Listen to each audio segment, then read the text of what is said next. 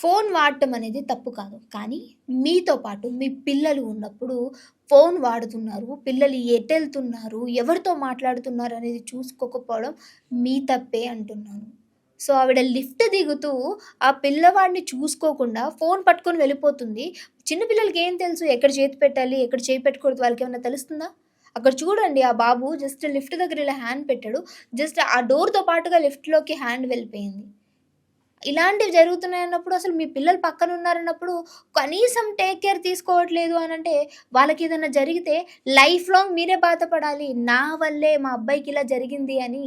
అదెందుకు అర్థం కావట్లేదు. ఫోన్‌లోనే మునిగిపోతూ ఉన్నారు. అందరిని అనడం లేదు. ఎవరైతే ఇంటిని, పిల్లల్ని పట్టించుకోకుండా ఇలా చేస్తూ ఉంటారో వాళ్ళకే.